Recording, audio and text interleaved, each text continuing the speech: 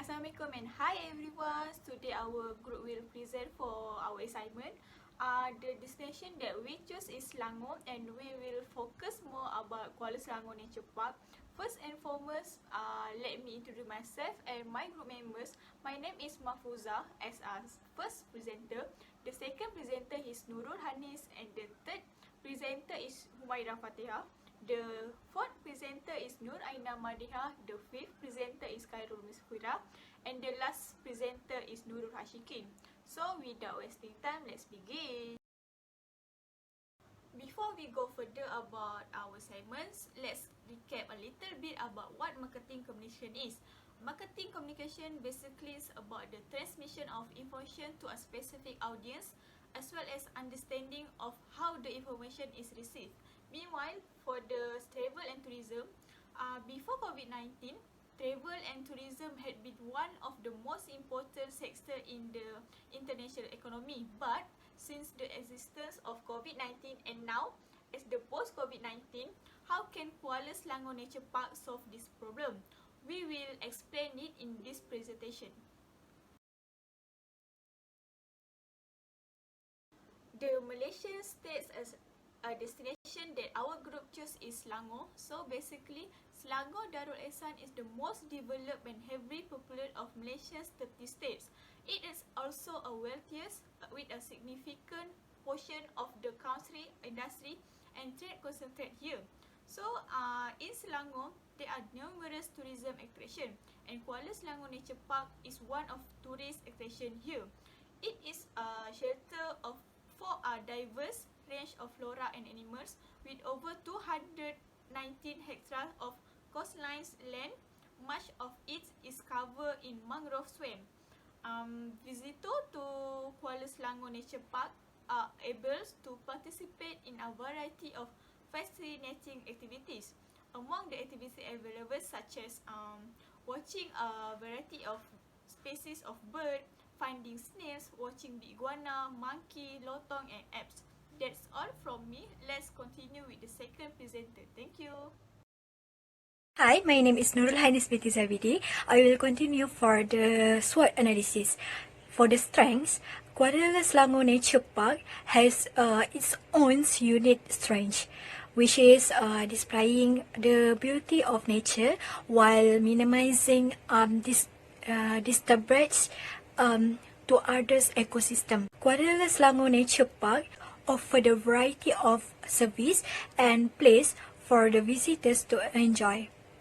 Chalets, dining halls, surau, camping site, a farmhouse, a hotel and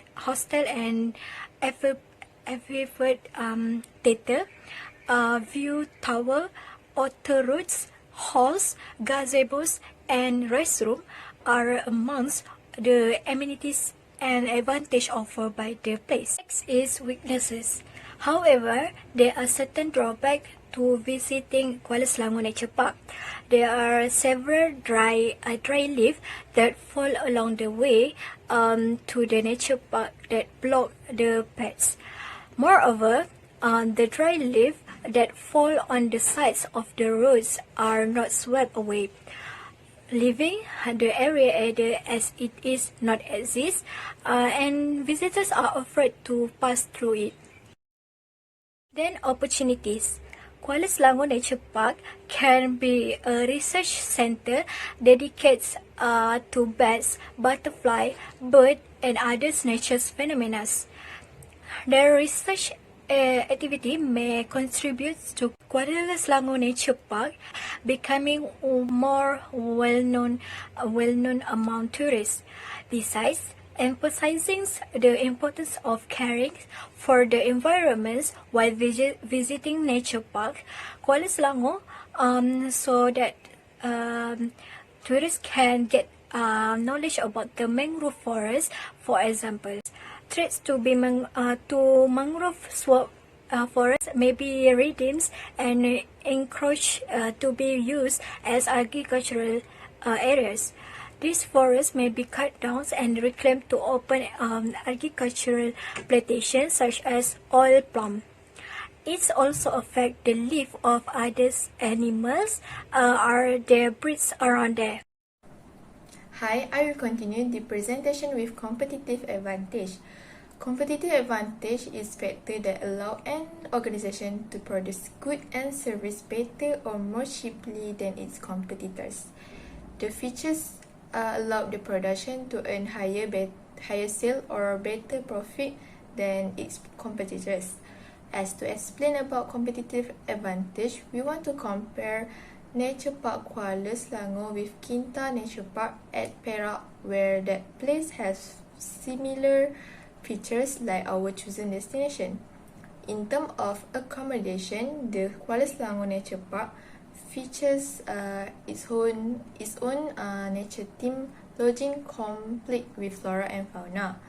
They provide many kind of basic lodging option including a new chalet, an old chalet, a friend hut and a hostel for the tourists who want to experience overnight at Kuala Selangor.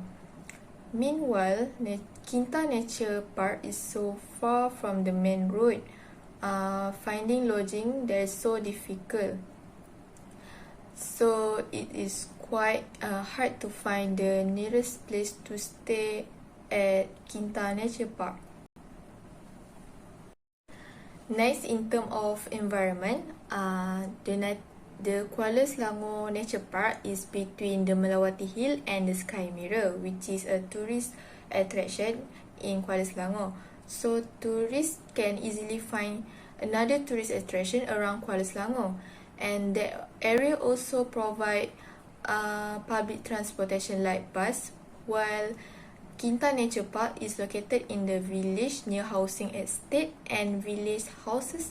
And about the transportation, there is no bus available to take visitors to Kinta Nature Park.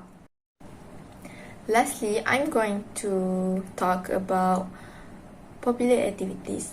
In Kuala Selangor, the most popular activity is bird watching, same as Kinta Nature Park. There are a variety of types of birds tourists can watch. At Kuala Selangor, tourists who want to follow the activities birdwatch should have a binocular and a camera to take a picture of the pretty birds, and a few huts available there to watch birds. Next activity are watching a variety of fish. At Kuala Selangor, tourists are not allowed to fishing there, while Kinta Nature Park visitors can fishing but net are not allowed. So both places have their own attractiveness and uniqueness for visitors to come. That's all from me, and I will pass to the next presenter. Assalamualaikum, I am Aina and I will be presenting about post-COVID-19 target segment. Firstly, businesses need to focus more on prices. During the pandemic, lots of people lost their job and have financial problems. Thus, people are looking more into online platforms for vouchers and online tickets with crazy prices that allow them to save more money than usual, either through online platforms like Trivago, Shopee, and Kayak. For example, Kuala Selangor Nature Park entrance fees are very cheap, which only cost 4 ringgit for adults, 1 ringgit for students, 3 ringgit for senior citizens, and children below 7 years old get free admission. Secondly, business need to grab the opportunity of popular social media such as TikTok and Instagram Reels features to promote their products and services to customers from different geographic locations. But it is recommended for local businesses to focus more into targeting local tourists. For example, Kuala Selangor Nature Park has an official Instagram account that they keep up to date regularly, which enables visitors and volunteers to get new information and future events regarding the place. Thirdly, visitors that prioritize the safety of their beloved families will eventually look for places with strict standard operating procedures and with a limited number of visitors per time, so it will not be too crowded during visits. By putting a banner that says our staff has completed a booster dose can be an assurance for customers that they are safe to go visit the places.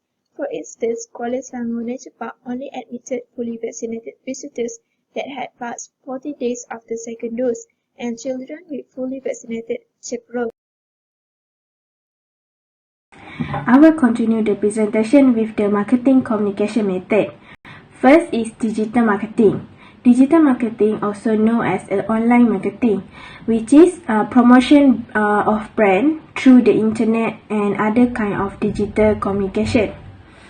Kuala Selangor Nature Park is a highly important and wildlife destination to visit, and digital marketing has helped to promote it. At the same time, Kuala Selangor Nature Park has an internet platform where they can advertise their activity, such as a latest news or some package that they do. Kuala Selangor have an online platform which is like Facebook, Instagram, because these platforms are well known and widely used. They also use the state government website, which is Kuala Selangor Manipunsel Council KSMC, to advertise and promote them. Second is sale promotion. Sale promotion is intended to be short-term strategy for increasing long-term customer loyalty. Kuala Selangor Nature Park, who have the market destination, they also have a promoter to help the providing more information to the visitor. It's easier for a visitor to make decision. They also offer affordable price. In addition, there are some packages such as like family deal, donate and stay, and many more. From this package, a visitor can gain a lot of experience like a planting plan and know more about bird, and also the main attraction, which is mangrove forest. And it will also help visitors to come again to the Kuala Selangor Nature Park. That's all from me. Thank you. Assalamualaikum, my name is Nurul Ashikin. So next is advertising. Advertising must convey the area to be visited as the place to visit, as well as any benefits and positive image of the area, which is Kuala Selangor Nature Park, as it can to change the traveller's perception of the area. So we take as an example, like newspaper advertisements from Berita Harian. It is also used to raise awareness and to promote the products that is offered by the Kuala Selangor Nature Park Resource Centre. So the Kuala Selangor Nature Park Resource Centre stores a lot of information about wetlands. So it one of the attraction that have in Kuala Selangor Nature Park. So from the newspaper advertisement, people who read the newspaper can know what is that available in Kuala Selangor Nature Park, particularly for those who have never visited to Kuala Selangor Nature Park. So another strategy for marketing a product is by public relations, which makes use of unpaid communication channels such as local business networks and community, and also customer relationships. So the mangrove restoration project by Rico Malaysia at Kuala Selangor Nature Park, it aims to create a framework for long-term forest conservation by restore damaged mangrove areas, provide high tide shelter for migrating birds, and also increase flora and fauna in the Kuala Selangor Nature Park. So the conclusion that we can make is, as we all know, the tourism is one of the world's fastest growing industry, as well as one of the most effective ways to stimulate a country's economy. But however, the tourism industry is experiencing a lot of competition. Hence, the creativity is needed in marketing products and tourist attractions to the public, whether local or foreign. So that's all from our group. Thank you.